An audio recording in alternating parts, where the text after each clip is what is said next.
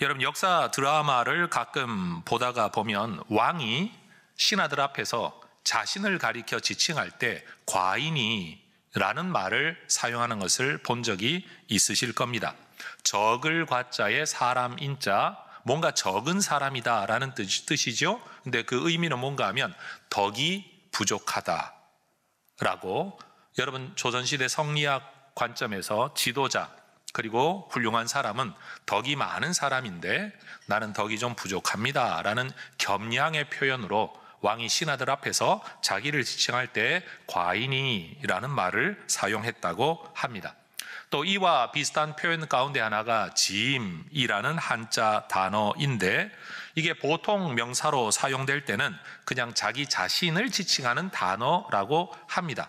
그런데 이게 인칭 대명사로 사용될 때는 1인칭 나를 표현하는 말인데, 이것도 임금이 자기 자신을 칭할 때 사용했던 표현이라고 합니다.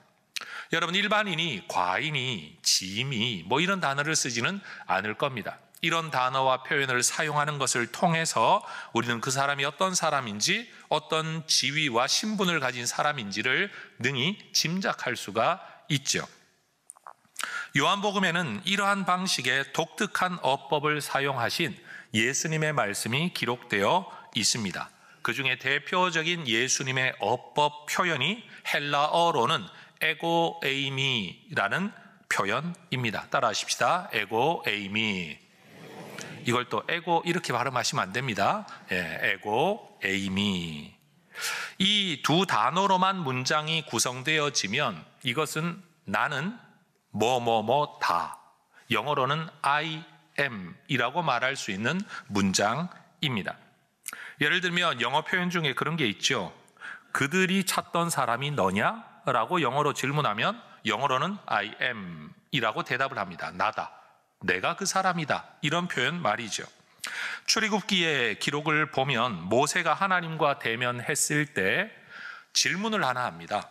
하나님이 나를 당신들에게 보냈다라고 사람들에게 말하면 사람들이 그 하나님이 누구냐라고 물을 텐데, 하나님을 내가 뭐라고 칭해야 됩니까? 라고 질문을 했더니 하나님께서 모세에게 당신 자신을 일컬어 나는 스스로 존재하는 자, 나는 스스로 있는 자니라 라고 대답을 하셨습니다. 에흐예, 아쉐르, 에흐예라고 되는 이 히브리어 표현, 여러분, 이게 I am who I am, 나는 누구냐? I am 하는 내가 am, I am, 나다, 나는 나다, 이렇게 존재하고 있는 내가 바로 나다 라고 하나님이 말씀을 하신 겁니다. 이것을 한글로 번역했을 때 나는 스스로 있는 자니라 라고 번역을 했다는 거죠. 우리는 이 기록을 통해서 하나님의 이름을 여호와라고 부릅니다. 사실 여호와라는 이름 자체가 나는 스스로 있는 자다라는 이 하나님의 말씀을 그대로 이름으로 부른 겁니다. 그런데 여러분, 나는 나다라고 말할 때 이 표현 에흐예라는 이 히브리어 표현, 이 표현을 헬라어로 번역을 하면 어떻게 되느냐? 그게 바로 에고 에이미라는 말로 번역이 된다라는 거예요. 여러분, 지금 예수님께서 요한복음에서 자신을 일컬어 말씀하실 때 나는 뭐뭐다라는 이 어법 자체가 결국 뭘 의도하고 있는가 하면 바로 출애굽기에 계시되어졌던 그 하나님, 내가 바로 그 하나님의 아들, 그 하나님과 같은 존재라는 것을 이 어법 속에서 이미 계시하고 있다라는 거예요. 이 요한복음 안에는 이러한 예수님의 말씀이 에고 에이미 I am으로만 끝나지 않고 뒤에 보어가 붙어가지고 나는 무엇이다 라는 문장 표현이 7가지 정도가 등장합니다. 예수님의 자기 계시의 선언이라는 뜻이죠. 자, 한번 따라 하십시다. 나는 생명의 떡이다. 나는 세상의 빛이다. 나는 양의 문이다. 나는 선한 목자이다.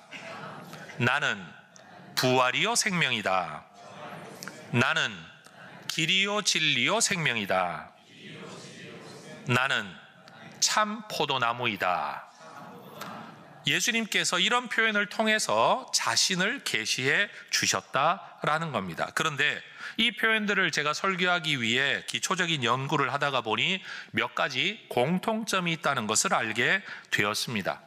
어느 날 갑자기 생뚱맞게 이런 말씀을 하신 게 아니라 분명히 어떤 사건과 연결지어서 상황 속에서 이 말씀을 하셨다라는 겁니다. 두 번째, 구약의 어떤 사건을 반드시 연결지어 이 말씀을 하셨다라는 겁니다. 세 번째, 이스라엘의 종교 문화 안에서 지켜왔던 절기들과 연결지어져서 이 말씀을 하셨다라는 겁니다. 이 세 가지의 특징을 가지고 저는 이 말씀을 살펴보려고 합니다.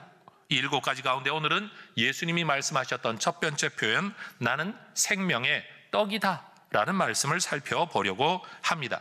그러면 이 말씀은 어떤 상황에서 나왔느냐? 첫 번째, 예수님께서 행하셨던 오병이어의 기적의 연속선에서 이 말씀이 선언되어졌습니다. 요한복음 6장의 기록을 보면 예수님의 말씀을 듣기 위해 빈 들판까지 따라 나왔던 사람들은 남자 성인만 5,000명쯤이나 되었습니다. 어린아이가 가져온 보리떡 5개와 물고기 2마리로는 이 많은 사람을 먹이기에는 어림도 없는 양이었지요. 그런데도 예수님은 이 음식을 받아들고 하늘을 우러러 축사 감사의 기도를 하신 후에 사람들에게 나눠주게 하십니다. 이 음식이 너무 적으니까 이거로라도 우리가 나눠 먹자, 콩 한 쪽이라도 나눠 먹자라는 마음으로 아주 적은 양을 떼어주게 하신 게 아니라 성경 기록을 보면 예수님은 제자들에게 명령하시죠. 사람들이 원하는 만큼 나눠 주어라. 따라하십시다. 원대로 주시니라. 다시요. 원하는 대로 주시니라. 그러니 여러분, 하나를 먹고 싶으면 하나를 준 거고 2개를 먹고 싶으면 2개를 준 거고 원하는 만큼 나눠 주었다는 거예요. 오병이어가 어느 만큼의 양으로 늘어났는지는 알 수 없지만 성경은 5,000명이 넘는 이 사람들이 배불리 먹고도 12바구니를 채울 만큼 음식이 남았다라고 기록을 합니다. 또 따라하십시다. 배부른 후에 남았더라. 여러분, 원하는 만큼 먹어서 배불렀는데 그리고도 또 남았다는 거예요. 이런 기적 때문이었을까요? 사람들은 이 사건이 있던 그 다음 날도 예수님을 찾아 모여들었습니다. 사람들은 예수님을 찾아왔는데 예수님은 그들을 보시면서 그들이 영원한 영적 필요가 아니라 육체의 필요 때문에만 자기를 찾는 것에 대하여 탄식하십니다. 그리고 예수님은 당신을 찾아 모여든 사람들을 향해 아무리 배불리 먹어도 다시 배고파지는 세상의 양식만을 추구하지 말고 영원한 하늘 양식에 좀 관심을 가지고 그것을 추구하는 삶을 살아야 한다라는 교훈도 주셨습니다. 영생하도록 있는 양식을 위한 일이라는 것은 그런 직업이 따로 있다라는 뜻이 아닙니다. 어떤 삶을 살든지 너희들의 삶의 방향성과 목적이 어디를 지향해야 되는가에 대한 가르침이죠. 밥 먹고 돌아서 시간이 흐르면 다시 밥을 먹어야만 하는 것처럼 영원히 해결될 수 없는 이 땅의 일에만 골몰하지 말라는 겁니다. 전도사가 말하는 것처럼 이전에 있었던 것을 누군가가 다시 그 일을 하는 것처럼 하는 그 일, 네가 하다가 떠나면 사람들이 다 잊어버리고 누군가가 그 일을 다시 하게 될 그런 일, 누군가가 권력을 차지하면 세상이 달라질 것이라고 말하지만 우리는 압니다. 결국 그 사람이 그 사람이라는 것, 그저 역할 교체만 할 뿐이라는 것. 여러분, 세상의 정치도 마찬가지 아닙니까?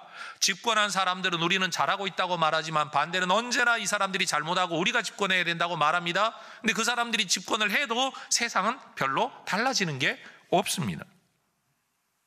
역할의 교체, 영원한 맴돌이밖에 되지 않는, 이게 세상의 일인데 우리 주님은 그런 일이 전부라고 생각하고 살지 말라라고 말씀하시는 겁니다. 하나님을 인정하고 하나님이 보내신 예수님을 믿고 하나님 나라의 더 먼 길을 내다보면서 살아가라고 말씀을 하시는 거예요. 여러분, 이러한 삶을 가능하게 하는 하늘의 양식은 하나님께서 인치신, 도장 찍으신, 선택하신 구세주를 통해서만 주어질 수 있습니다.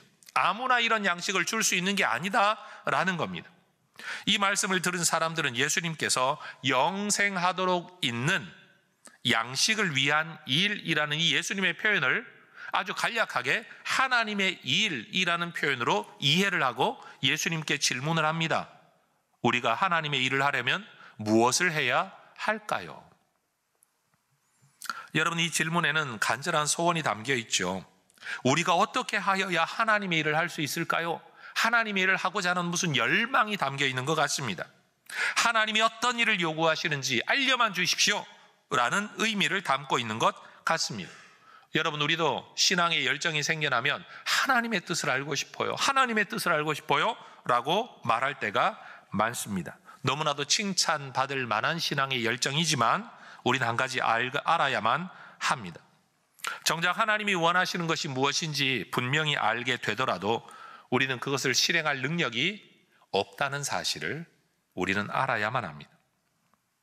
그래서 예수님이 대답하십니다.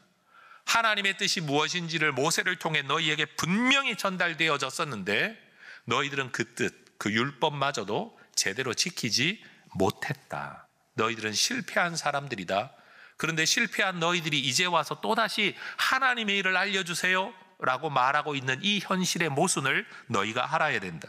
그래서 예수님의 응답은 이겁니다. 영원한 생명을 얻기 위해 너희가 할 수 있는 일 없다. 다시 말해, 너희가 하는 일을 통해서 영원한 생명을 얻을 수는 없다. 영원한 하늘 양식을 얻을 수 있는 일은 하나밖에 없다. 하나님께서 보내신 일을 믿는 것이다. 이게 예수님의 대답이에요. 여러분, 요한복음 5장에서도 말씀했던 것처럼 예수님은 그 안에 하나님의 생명을 가지고 계신 분이십니다. 예수님은 세상에 생명을 주는 떡이자 인류의 근원적인 갈증을 해소하는 생명의 물이십니다. 그리고 그것을 우리에게 주시기 위해 하늘로부터 이 땅에 오셨습니다. 여러분, 하나님께서 모세 시대에 이스라엘 백성들에게 주셨던 만나도 하나님의 은혜였고 기적이었습니다. 그러나 그 만나는 하루를 살게 할 뿐이었습니다. 그리고 그 만나를 먹은 사람들도 죽었습니다. 여러분, 우리 인류가 처해 있는 상황은 영원한 갈증이고 영원한 배고픔이에요. 그리고 영원한 죽음이에요. 한순간의 기적을 통하여 배를 불린다고 할지라도 심각한 질병에 걸려 있었던 사람이 하나님의 기적으로 여러분 건강을 회복한다고 하더라도 그는 다시 죽어야 합니다. 그 죽음을 벗어날 길이 없습니다. 배고픔을 벗어날 길이 없습니다. 갈증을 벗어날 길이 없는 겁니다. 여러분, 그런 구원은 완전한 구원이 될 수가 없습니다. 그런 구원은 반복해서 받아야만 합니다. 왜요? 어제도 만나를 먹고 배불렀지만 오늘 아침에 다시 배가 고파요. 오늘의 만나가 필요한 거예요. 오늘 먹었다고 내일 불필요한 게 아니죠. 내일 또 먹어야 되는 거예요. 아무리 먹어도, 아무리 배불러도 또다시 우리는 배고파진다라는 겁니다. 만약 이런 방식으로 문제를 해결하는 메시아가 이 땅에 온다고 한다면 그런 메시아는 매 시대마다 다시 와야 됩니다. 그래서 우리는 그런 메시아를 일컬어 바로 그 메시아라고 말할 수가 없어요. 또 한 명의 메시아라고는 말할 수 있지만 바로 그 메시아라고 말할 수는 없다라는 겁니다. 그게 바로 예수님과 이 땅에 존재했던 인간 하나님의 도구들과의 차이입니다.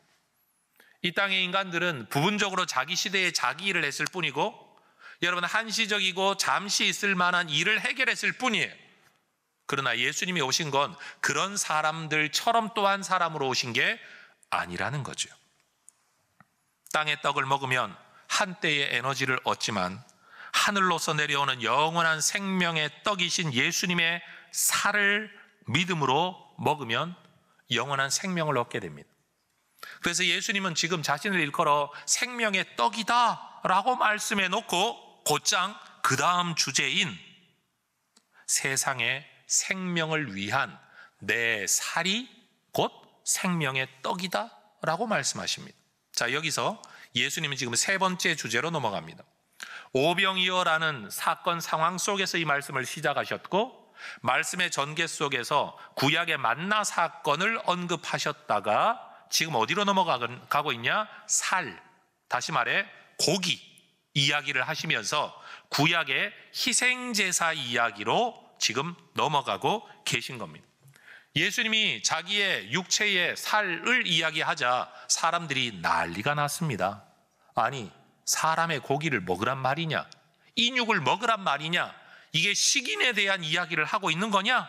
그래서 서로 다투죠. 예수님은 자기의 피를 먹어야 된다라고 말을 할 때도 사람들은 아주 난리가 납니다. 왜요? 유대 율법에 근거하면 어떤 짐승의 피도 먹어서는 안 되기 때문에 그렇습니다.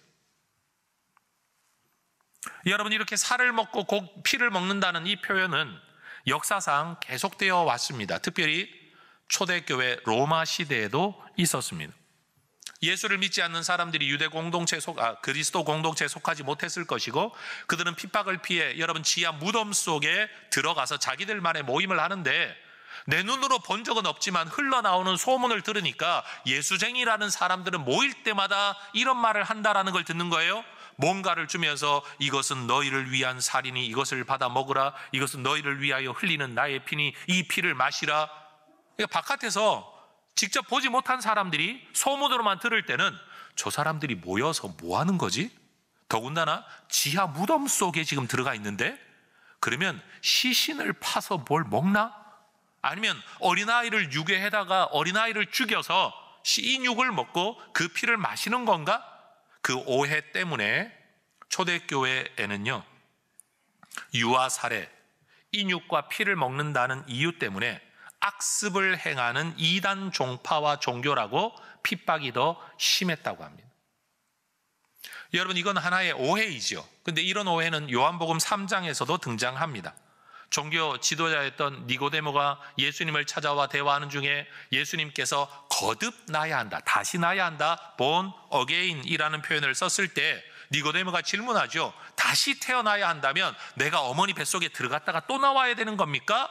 라는 질문을 하죠. 이것도 오해인 거죠.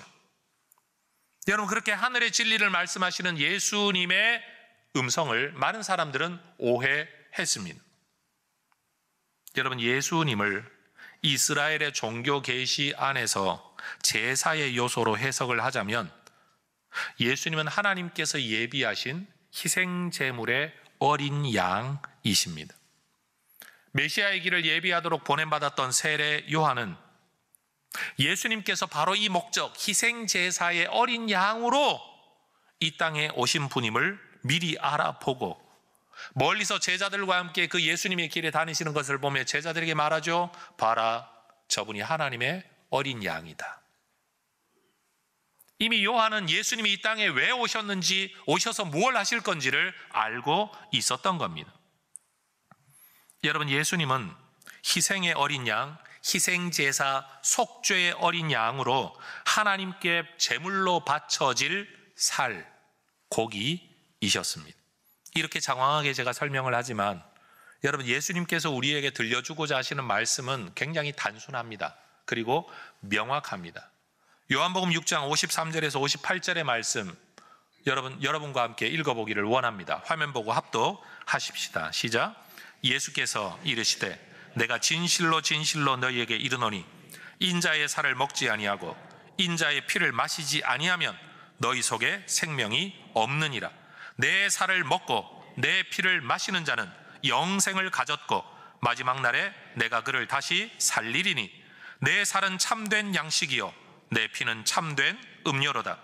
내 살을 먹고 내 피를 마시는 자는 내 안에 거하고 나도 그의 안에 거하나니 살아계신 아버지께서 나를 보내심에 내가 아버지로 말미암아 사는 것 같이 나를 먹는 그 사람도 나로 말미암아 살리라. 이것은 하늘에서 내려온 떡이니 조상들이 먹고도 죽은 그것과 같지 아니하여 이 떡을 먹는 자는 영원히 살리라. 아멘. 이 떡을 먹는 자는 영원히 살리라.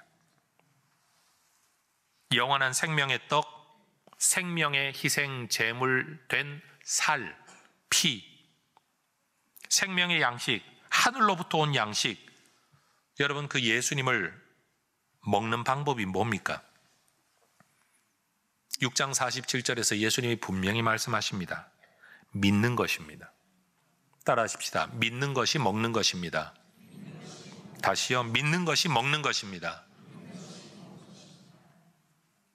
그래서 예수님을 먹는다, 라는 말은 예수님을 믿는다라는 말이에요. 그 예수님을 먹음으로써 우리는 신적 생명을 얻게 됩니다. 새로운 존재가 됩니다. 그리고 이것을 먹는 자라고 말할 때 그것은 하나의 음식을 먹는 자를 말하는 게 아니라 어떤 존재 양식을 가지고 어떤 삶을 살아가느냐에 대한 이야기입니다. 여러분, 우리는 이렇게 말을 합니다. 그 사람이 양식을 좋아하냐 한식을 좋아하냐, 많이 먹는 사람이냐 적게 먹는 사람이냐, 이런 걸 가지고, 음식 습관을 가지고 한 사람에 대한 예측이 어느 정도 우리는 가능합니다. 먹는 것은 삶의 양식과 깊이 연결되어 있다는 것을 우리는 너무 잘 압니다. 근데 영적으로도 마찬가지입니다. 여러분, 예수님이 아버지로 말미암아 존재하고 사셨던 것처럼 우리는 예수님으로 말미암아 존재하고 살아갑니다. 그래서 우리는 예수님과 연결되어 있습니다. 연합되어 있습니다. 주님과 함께 살아갑니다. 주님 안에서 살아갑니다. 주님을 위해서 또한 살아가는 겁니다. 여러분, 이 모든 이야기의 시작에 오병이어 사건이 있습니다. 어떤 일이 일어날지도 모르던 제자들에게 예수님이 질문하셨죠. 우리가 어디에서 떡을 사서 이 사람들을 먹이겠느냐? 우리가 어디에서 떡을 사서 이 사람들을 먹이겠느냐? 네, 여러분, 6장 마지막 부분 68절을 보면 베드로가 예수님께 대답합니다. 주여, 영생의 말씀이 여기 계시오니 있사오니 우리가 누구에게 가겠습니까? 어디에서 떡을 사야 됩니까? 떡을 살 능력과 돈은 있습니까? 살 곳도 없고 먹일 양도 없고 식당도 없고 돈도 없었습니다. 그게 인류의 현실인 겁니다. 주님은 우리에게 오셨습니다. 영생의 말씀이 여기 있고 영생의 떡이 여기 있고 언약의 피가 여기에 있는 겁니다. 따라하십시다. 우리가 누구에게로 가겠습니까? 여러분, 주님 안에 이 생명 누리시게 되기를 주의 이름으로 축복합니다. 요한과 같은 시대를 좀 살다가 그 이후 시대를 살았던 역사상 학자들은 말합니다. 이그나티우스라는 인물은 아마 요한의 제자였고 요한을 실제로 봤을 거다라고 말하는 한 인물이 요한복음이 쓰여지고 난 이후에 약 25년, 짧게는 길게는 40년 어간에 여러분, 초대교회 성도들 사이에 무슨 편지를 쓰고 주고받았을 거 아닙니까? 요즘 같으면 카톡을 보냈겠지만 그때는 편지를 썼겠죠? 그 편지 가운데 이런 글이 남아 있다고 합니다. 형제들이여, 예수 그리스도의 믿음과 그의 순환과 그의 부활 안에 굳게 서라. 너희는 모두 함께 모여서 그리고 개별적으로 하나의 동일한 떡을 떼라. 이 떡은 불멸의 묘약이고 우리로 하여금 죽지 않게 해주는 해독제이며 악을 몰아내주고 깨끗하게 해주는 치료약이고 우리로 하여금 예수 그리스도로 말미암아 하나님 안에 살게 해주는 원인들이다. 여러분, 이 말씀을 어떤 사람들은 성찬에 대한 설명이라고 이야기를 하지만 여러분, 성찬일 수 있습니다. 그러나 더 근원적인 것은 이 하나의 떡을 너희가 공유하고 떼야 된다. 이 떡이 누구입니까? 예수 그리스도이십니다. 생명의 떡이신 예수. 우리 이 떡을 우리와 함께 나누는 겁니다. 여러분, 생명의 떡이신 예수님을 먹어야 삽니다. 생명의 떡이신 예수님을 믿어야 삽니다. 그리고 이분을 누리며 살아가는 것이 그리스도인들입니다.